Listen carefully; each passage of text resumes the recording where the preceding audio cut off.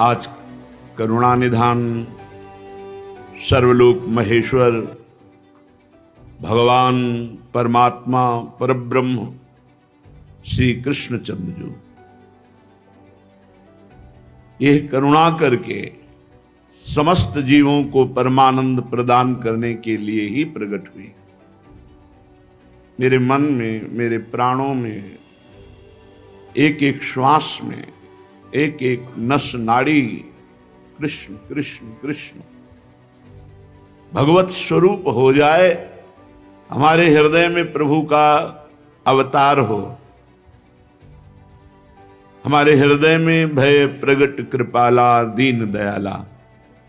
देवकी वसुदेव जी ने महान तप किया कि संसार का स्वामी भगवान मेरा पुत्र बने। नंद यशोदा जी ये सब महान तप संपन्न, इनको सुख प्रदान करने के लिए भगवान प्रकट हुए।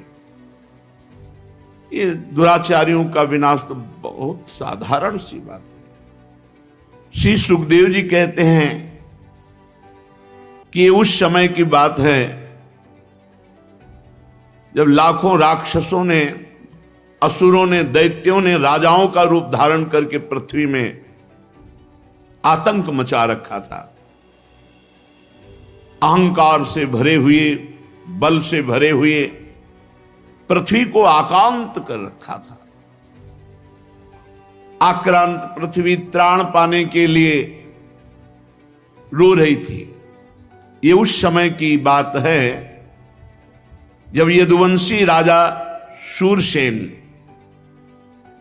माथुर मंडल, शूरसेन मंडल का मथुरापुरी में रह करके शासन करते थे। ये मथुरा समस्त यदुवंशी नरपतियों की राजधानी थी। मथुरा में सदैव भगवान की उपस्थिति पाई गई है। मथुरा में सूर्य के पुत्र वसुदेव जी का विवाह देवकी जी के साथ हुआ। ये उस समय की बात है जब नवविवाहिता पत्नी देवकी को रथ पर विराजमान करके वसुदेव जी ले जा रहे थे। कंस बड़ा बलवान, स्वभाव में धूर्तता, वसुदेव जी से कहा मैं रथ हाँकूंगा, मेरी बहन है, और रथ के घोड़ों की लगाम पकड़ ली, स्वयं रथ हाँकने लगा। रथ चल पड़ा। जिस समय घोड़ों की लगाम पकड़कर कंस रथ हाँक रहा था, उसी समय स्पष्ट आकाशवाणी हुई, अरे मूर्ख, जिसको तू रथ में बैठाल कर लिए जा रहा है, उसकी 8वें गर्भ की संतान तुझे मार डालेगी। भोजवंश का कलंक। आकाशवाणी सुनते ही कूद पड़ा रथ से, तलवार खींच ली और बाल पकड़े देवकी के। वसुदेव देवकी के लिए आदेश किया, तत्काल हथकड़ी बेड़ियों से जकड़ करके इनको कैद खाने में डाल दिया जाए और बहुत ही कठोर पहरा लगा दिया जाए। वर्ष वर्ष में जो संतान होती मारता गया, उसे हर बार शंका बनी रहती, पता नहीं वो भगवान किन बालक के रूप में प्रकट हो जाए। परीक्षित, पृथ्वी में बात प्रायः देखी जाती है कि अपने प्राणों का ही पोषण करने वाले जो लोभी लोग होते हैं, वो चाहे राजा हो चाहे कोई भी हो, वो अपने स्वार्थ की पूर्ति के लिए माता पिता भाई बंधु किसी की भी हत्या कर सकते हैं। माता की, पिता की, भाई की, बंधु की, मित्रों की, इष्ट की, किसी की भी।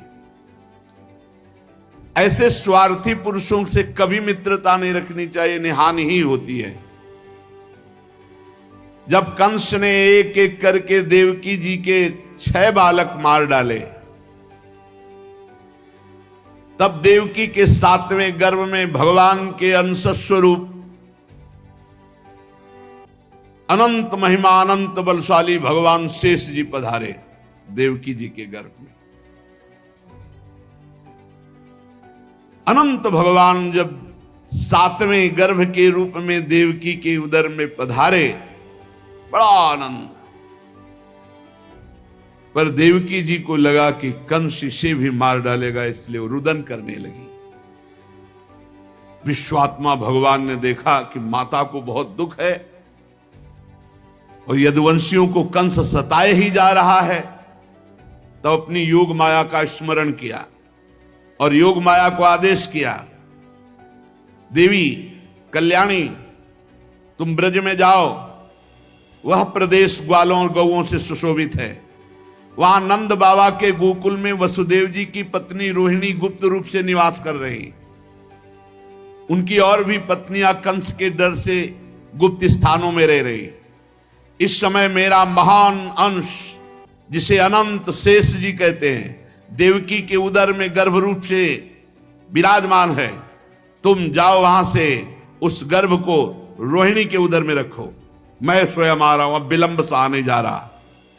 अब मैं समस्त ज्ञान बल आदि अंशों के साथ देवकी का पुत्र बनूंगा और नंद बाबा की पत्नी यशोदा के गर्भ से तुम प्रकट हो। योग माया को आदेश किया। जब योग माया ने देवकी का गर्भ ले जाकर रोहिणी के उदर में रख दिया, तब समस्त द्वारपाल और सब जगह खबर पहुंच गई, गर्भ नष्ट हो गया देवकी। किसी को आंतरिक पता तो है नहीं। नगरवासी बहुत कि बेचारी के 6 तो मार डाले गए और 7वां गर्भ नष्ट हो गया। हाय कितना कष्ट देवकी को है। देवकी जी भगवान का निवास स्थान बन गई। परीक्षित, अब समस्त शुभ गुणों से युक्त बहुत सुहावना समय आया। रोहिणी नक्षत्र था। आकाश के सभी नक्षत्र ग्रह और तारे सौम्य हो रहे थे। अब तो काले काले मेघ आकर मंडराने लगे और धीरे धीरे गर्जना करते हैं। भारी वर्षा प्रारंभ। जन्म मृत्यु के चक्र से छुड़ाने वाले जनार्दन भगवान का अवतार समय निशीत रात के 12 बजे। उसी समय सबके हृदय में विराजमान भगवान देवरूपिणी देवकी के सामने प्रकट हुए। श्री भगवान ने कहा, देवी स्वयंभू मनवंतर में जब तुम्हारा पहला जन्म हुआ था, उस समय तुम्हारा नाम था प्रश्नी और ये वसुदेव श्रुतपा नाम के प्रजापति थे। तुम दोनों के हृदय में बड़े ही शुद्ध भाव थे। जब ब्रह्मा जी ने तुम दोनों को संतान उत्पन्न करने की आज्ञा दी, तब तुम लोगों ने इंद्रियों का दमन करके उत्कृष्ट तपस्या की। तुम दोनों ने वर्षा, वायु, घाम, शीत, उष्ण आदि काल के विभिन्न गुणों को सहन किया और प्राणायाम के द्वारा अपने मन के मल को धो डाला।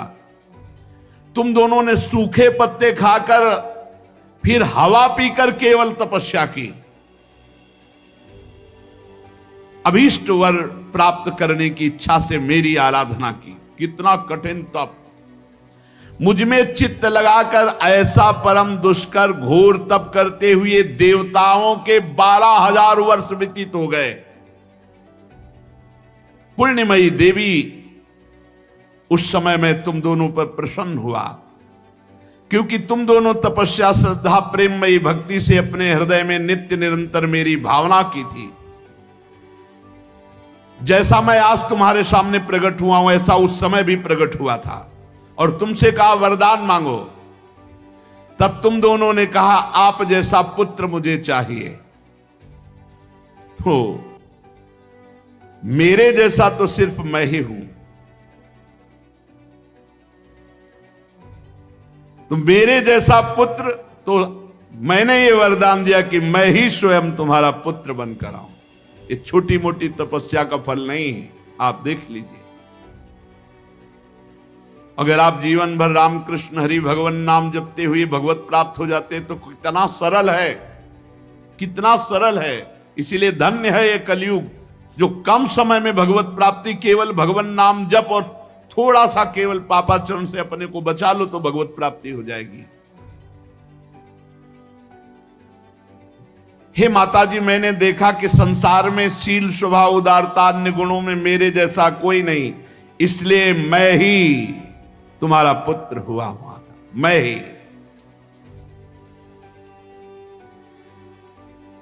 प्रश्न गर्भ से, वामन रूप से, और इस समय तुम देवकी वसुदेव हुए वासुदेव के रूप से। एक बार मैं वचन बोलता हूं, उसे 3 बार पूरा करता हूं। ये भगवान का नियम। मेरी वाणी त्रिकाल सत्य है। एक बार तुमने मांगा पुत्र तो प्रश्नी गर्भ, वामन रूप, और इस समय वासुदेव रूप। कश्यप आदित्य के रूप में वामन रूप। और मैंने ये रूप इसलिए प्रकट किया कि जब मैं अवतार लेकर मनुष्य शरीर में लीला करूंगा तो मुझे पहचान पाना बहुत कठिन है। इसलिए तुम लोग ध्यान रखना मैं कौन हूं। ये खास बात, एक खास बात ध्यान देने योग्य बात है। भगवान कह रहे हैं कि तुम दोनों मेरे प्रति पुत्र भाव और निरंतर ब्रह्म भाव रखना। युवाम माम पुत्र भावेन ब्रह्म भावेन चासकृत चिंतयंतो कृत स्नेहो या से थे मदगतिम पराम। तब तुम मेरे परम पद को प्राप्त होगी। चिंतनीय कौन है गोपाल जी, कौन है लाल जी? कह रहे तुम मेरे प्रति पुत्र भाव और निरंतर ब्रह्म भाव, इस प्रकार के चिंतन द्वारा तुम मेरे पद को, मेरे प्रिया प्रीतम है कौन? देखो हित सजनी जो नहीं कह रहे, जैसे हित हरिवंश करत अपनो जस प्रगट अखिल ब्रह्मांडन। अखिल ब्रह्मांड के अधिपति हैं। पर ब्रह्म परमात्मा तत्व की उपासना हो रही। हमारा भाव है कि वो हमारे यार हैं, हमारे मित्र हैं, हमारे पति हैं, हमारे पुत्र हैं, हमारे स्वामी हैं, जो भाव रख सके, लेकिन है कौन? इसीलिए शांत भाव है। शांत भाव में पूर्ण तत्व ज्ञान हो जाता है। भगवान इतना कहकर चुप हो गए और अपनी योग माया से देखते देखते एक छोटे शिशु के रूप में नीलमणि वसुदेव जी ने देखा कि भगवान तो बाल रूप हो गया। अब तो और डर लगा, कहीं कंस को पता चल गया और तलवार लिए हुए आवे, कुछ अमंगल करे। बहुत घबरा गए और भगवान ने कहा कि मुझे गोकुल पहुंचाओ, नंद बाबा के यहां सुधा मैया के पार्श्व में सुला के आओ। मुझे तुम्हें डर लग रहा है, मैं मारूंगा इसे, पर अभी मुझे पहुंचाओ वहां। भगवान की आज्ञा का पालन करने के लिए जो ही चेष्टा की, ध्यान दीजिए, भगवान की आज्ञा का पालन करने के लिए जो ही चेष्टा की तो अपने आप हथकड़ी बेड़ियां कट गई। माया की हथकड़ी बेड़ियां कट जाएंगी जो ही भगवान की आज्ञा का पालन कर। और बड़े बड़े दरवाजे कोई एक दो नहीं थे, कई दरवाजे थे कंस के कारागार के। फटाफट सब ताले टूट गए, दरवाजे खुल गए। अद्भुत चमत्कार। और जितने पहरेदार घोर राक्षसी स्वभाव के, जिंदा खा जाए ऐसे पहरेदार थे, सब मूर्छित घोर निद्रा में। अब हथकड़ी बेड़ी कट गई। लाला को लेकर के चले। उस समय घोर बादल छाए हुए, अंधेरा, कुछ दिखाई नहीं दे रहा। कितना कष्ट में जीवन भक्त। अब सोचो, अभी अभी तो प्रकट हुए हैं और अभी अभी त्याग करने जा रहे हैं, अभी अभी त्याग करने। इधर समस्त द्वारपाल सब सोए हुए हैं। वसुदेव जी भगवान को लेकर, वर्षा हो रही, पीछे पीछे गुप्त रूप से शेष भगवान फण धारण के, मेरे प्रभु को बूंदे ना लगे। जब वो लीला कर रहे, वसुदेव जी को पता नहीं कि पीछे शेष भगवान फण धारण किए। वो तो बस चिंतन में चले जा रहे हैं, कैसे वहां जाएंगे, कोई जान ना जाए कोई। और वहां पहले ही योग माया ने पूरी व्यवस्था करी, पूरा का पूरा परिकर सब बेहोश है नींद में, किसी को सुध नहीं है। केवल यशोदा मैया को प्रारंभ में इतना था, कुछ हुआ और बेहोश हो गए। क्या हुआ ये निर्णय नहीं हुआ। पूर्ववासियों की समस्त इंद्रिय वृत्तियों की चेतना हर ली, सब अचेत हो गए। इतनी मोटी जंजीरें लगी हुई थी, ताले लगे हुए थे, जेल के साथ टूट गए। भगवान श्री कृष्ण को गोद में लिए हुए जैसे जैसे आगे बढ़ते सब दरवाजे अपने आप खुलते चलते हैं और पहरेदार सब सो रहे हैं। बादल नजदीक आकर मानो बरस रहे हो, ऐसे लटक लटक के बादल। शेष भगवान अपने फणों से जल को रोकते हुए 1000 फण धारे पीछे पीछे चल रहे। यमुना जी ने देखा कि प्रभु पधार रहे तो पहला चरणामृत तो हमारे अधिकार बनता है। अरे जिनके चरणों का ध्यान बड़े बड़े महापुरुष शिव आदि करते हैं, आज वही प्रभु मेरे पास आ रहे हैं। आनंद में भर गई यमुना जी और उफान। यमुना जी ने जब उफान आनंद का लिया तो वसुदेव जी के प्राण बहुत घबरा रहे हैं कि अब क्या करें, लौट सकते नहीं, कोई नौका आदि है नहीं। चलो प्रभु ने आज्ञा करी है तो वही देखेंगे। अब मेरे प्राण चाहे चले जाएं, मेरे लाला को कुछ ऐसे। यमुना जी उफान कर रहे कि चरण छू ले, और वसुदेव जी उल्टा सोच रहे कि यमुना जी बढ़ रही तो लाला को बचाए। देखो ये समर्पण है, मेरे प्राण भले चले जाए, बस आज्ञा का पालन, प्रभु को पहुंचाना है और सुरक्षित पहुंचाना है। यमुना जी ऐसे थपेड़ जोर जोर से बढ़ रही। भगवान ने कहा बाबा तो और ऊपर उठाते चले जा रहे, तो यमुना जी और बढ़ती चली जाएंगी। एक श्री चरण बड़ा, ये वसुदेव जी को पता नहीं, जो ही यमुना जी को श्री चरण प्रभु के स्पर्श हुए तो तुरंत नाभिभर हो गई और ऐसे एकदम शांत। वसुदेव जी बाबा के नगर में गोकुल में गए तो डर रहे थे कि कोई देख न ले, लेकिन वहां कोई देखने वाला था, सब सोए हुए थे। उन्होंने अपने पुत्र, अब वो ऐसे देख रहे थे, और जहां सुलाया तो वहां भी पुत्र था, पार्श्व में योग माया और वही पुत्र। भगवान के इस अवतार में 2 अवतार हुए। एक हुआ चतुर्भुज नारायण भगवान का अवतार जो वसुदेव देवकी के सामने, और एक हुआ पीछे आपने सुना है नंद बाबा और यशोदा मैया बहुत ऐश्वर्य समृद्धि सब रिद्धियां सिद्धियां अठखेलियां कर रहे। ब्रज तो यहां रिद्धियां सिद्धियां अठखेलियां कर रही, कौन पूछता है। अवस्था डल गई थी नंद बाबा की, चौथापन था, और ब्रजवासी बाबा की इस दशा को देख के सह नहीं पा रहे थे। बाबा खिन्न रहते थे। उपनंद आदि वृद्ध गोपों ने परामर्श करके पुत्रेष्टि यज्ञ का आयोजन किया। सबने यज्ञ पुरुष गोपराज नंद को पुत्र प्रदान करने की प्रार्थना की भगवान से। पुत्रेष्टि यज्ञ हुआ। जैसे महाराज दशरथ जी की अवस्था ढल चुकी थी तो श्रृंगी ऋषि ने पुत्रेष्टि यज्ञ करा, उससे खीर, फिर भगवान 4 रूपों में प्रकट हुए, राम लक्ष्मण भरत शत्रुघ्न। पुत्रेष्टि यज्ञ का अनुष्ठान हुआ नंद बाबा के यहां। अब उच्च कोटि के ब्रह्म ऋषि वेद ध्वनि आकाश में मुखरित हो रही थी।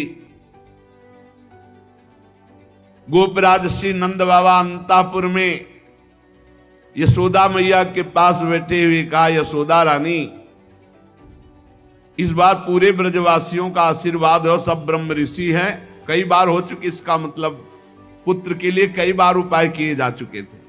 इस बार फलस्वरूप में मेरे पुत्र होगा। मन में बड़ी कामना है, मेरा विश्वास है ये जो यज्ञ हो रही, चूंकि ब्रजवासियों का आशीर्वाद है और ब्रह्म ऋषि जन बड़े महिमाशाली हैं,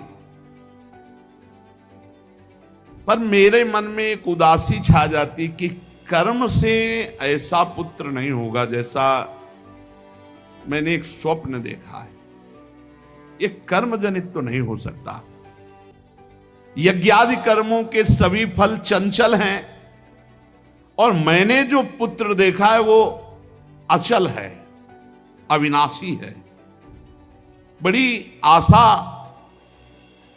पर लगता है मेरी दुराशा है क्या? वो कर्म फल से तो नहीं प्राप्त हो सकता जैसे मैंने देखा है। मैंने एक स्वप्न देखा जो आज तक तुमसे नहीं बताया, यशोदा रानी से कहा। भगवान नारायण भी उतने सुंदर नहीं जैसा वो बालक सुंदर मुझे स्वप्न में दिखाई दिया। मुझे ऐसा लगता है कि त्रिभुवन में कोई है नहीं सुंदर।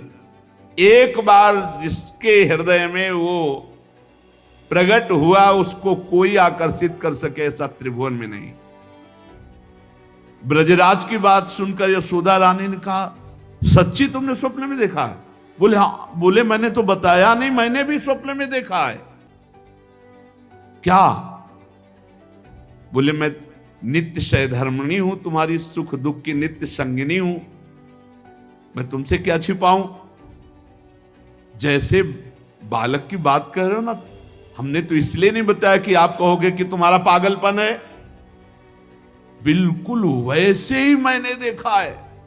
श्यामश्चंचल चारु दीर्घ नयनो बालस्तवांक स्थले दुग्धोद्गारि पयोधरे स्फुटमसौ क्रीडन मया लोक्यते स्वप्नस्तत्की मुजागरः किमथ वेत्ते तन्न निश्चीयते सत्यम ब्रूहि सधर्मिणी स्फुरति किम सोयम तवाप्यंतरे। बाबा ने कहा मैंने भी देखा। दिव्याति दिव्य नीलमणि सदस्य श्याम सुंदर वर्ण एक बालक तुम्हारे गोद में दुग्ध पान कर रहा है, जो चंचल नेत्र मनोहर विशाल भाल तुम्हारी गोद में स्थित देखा, वो तुम्हारा पयोधर पान कर रहा है। कैसे बताऊं, अब तो मेरी ये दशा है कि सोता हूं या जागता हूं मुझे कुछ पता नहीं चलता। हर समय बालक लगता है मेरी गोद में चढ़ रहा है, मेरी दाढ़ी खींच रहा है। कभी मैं देखता हूं तुम्हारी गोद में दुग्ध पान कर रहा है। यशोदा मैया आनंद विवल होके कहने लगी, ब्रजराज ऐसा ही, ऐसा मैंने भी देखा है, ऐसा ही देखा है। वो तुम्हारे तोंद पर चढ़े खेल रहा, मैंने देखा है ऐसा। सत्य सत्य सत्य कहती हूं, मैंने देखा मैंने कि उसे स्तन पान करा रही हूं, पर संकोचवश नहीं बताया कहां वो दिव्य बालक और कहां मैं। ब्रजराज नंद ने कहा मैंने असंभव समझकर ये बात तुमसे छुपाई थी। यशोदा मैया ने कहा मैंने भी कि तुम हमारा पागलपन समझोगे, लेकिन ऐसा अगर दोनों के स्वप्न में आया तो जरूर भगवान हमारे स्वप्न को पूरा करेंगे। नारायण जिनकी हम आराधना करते हैं, नारायण सेवानिष्ठ नंद बाबा और यशोदा मैया दोनों तन मन वचन से भगवान श्री हरि की शरण में होकर के द्वादशी दिन यथाविधि व्रत करने का नियम लिया। पुत्रेष्टि यज्ञ के बाद द्वादशी व्रत की संख्या वृद्धि के साथ साथ अब वो स्वप्न में देखा हुआ जो दिव्याति दिव्य बालक है वो खुली आंखों झलकने लगा। अब तो भारी व्याकुलता बनी। व्रतानुष्ठान सर्वांग पूर्ण संपन्न हुआ तो एक दिन देखा कि स्वप्न में भगवान श्री हरि आए और मधुर वाणी में बोले, नंद यशोदा तुम मुझ में आसक्त और मेरे परम भक्त हो, तुम इतने खिन्न क्यों हो रहे हो? अतसी कुसुम के सदस्य श्याम सुंदर सुकुमार कुमार जो तुम्हारे स्वप्न में जागृत में अनुभूति का विषय बना हुआ है वो मैं हूं। निकुंज विलासी श्री ठाकुर जी ने कहा, जगत में वात्सल्य प्रेम का प्रचार करने के लिए मेरी प्रेरणा से द्रोण और धरा के रूप में तुम स्वर्ग से आविर्भूत हुए हो। कल्पों तपस्या की है मेरी प्राप्ति के लिए, जो ब्रह्मादि के लिए अलभ्य है। सौभाग्य है कि वो तुम्हें प्राप्त हो रहा है। उसी फल का आस्वादन करने के लिए अब तुम तैयार हो जाओ। चिंता मत करो, गोपराज मैं प्रकट होने वाला हूं। समझिए, वहां देवकी वसुदेव के यहां चतुर्भुज भगवान नारायण और यहां निकुंज विलासी श्री ठाकुर जी। श्री यशोदा जी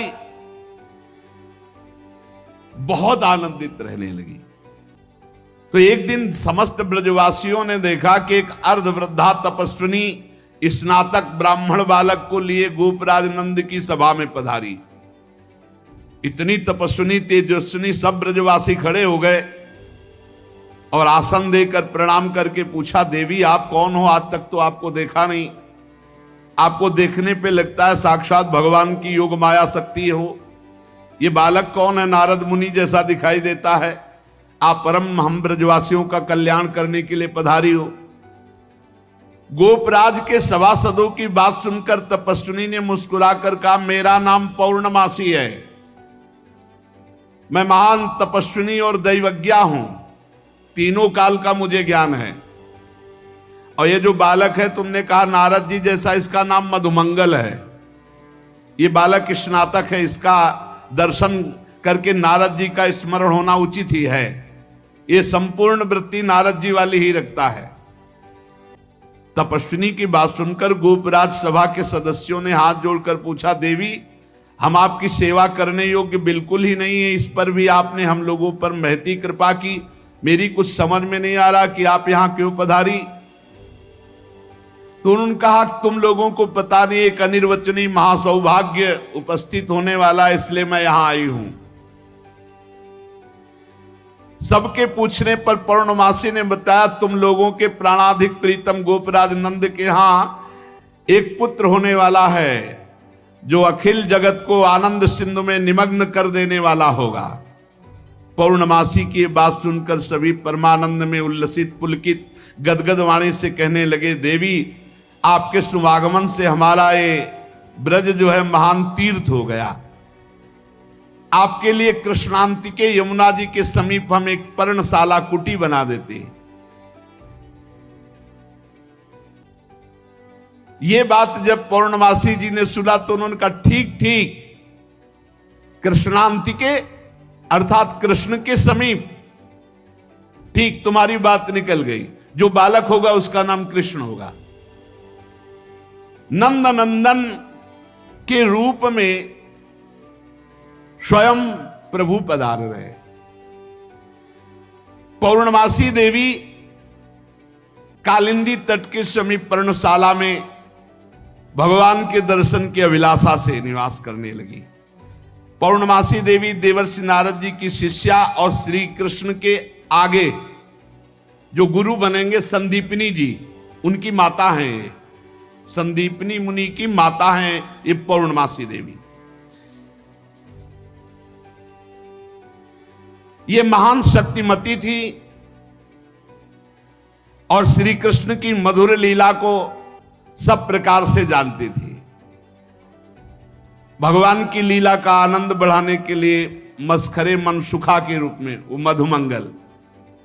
तो भगवान का जो ऐश्वर्य में अवतार हुआ वो जेल में, और जो माधुर्य में अवतार हुआ ये नंद बाबा के यहां। तो जो ऐश्वर्य में अवतार वापस गया, तो आप देखिएगा अक्रूर जी के साथ अक्रूर जी ने देखा जल में डुबकी लगाकर शेष सैया पर चतुर्भुज नारायण सेन, और हमारे द्विभुज मुरली मनोहर वृंदावनम परित्यज्य पादमेकम न गच्छति, वो कभी यहां से नहीं गए। जो गए तो देखो यहीं से निकलते ही चतुर्भुज हो गए। मथुरा में चतुर्भुज, द्वारिका में हमारे द्विभुज मुरली मनोहर नंद यशोदा के लाड़िले, वो कभी एक कदम ब्रज से बाहर नहीं गए। तो वहां योग माया के द्वारा नंद बाबा को यह पता ही नहीं चला कि अपने लाला में लाला का समर्पण किया, और पार्श्व में देखा, कन्या उठाया और आ गए। जे ही आए तो जैसे जैसे दरवाजे में प्रवेश करते जाते वैसे वैसे जंजीर ताला सब फिट, और जे ही वहां गए और देवकी जी की गोद में उस कन्या को तेवी हथकड़ी बेड़ी जकड़ गई।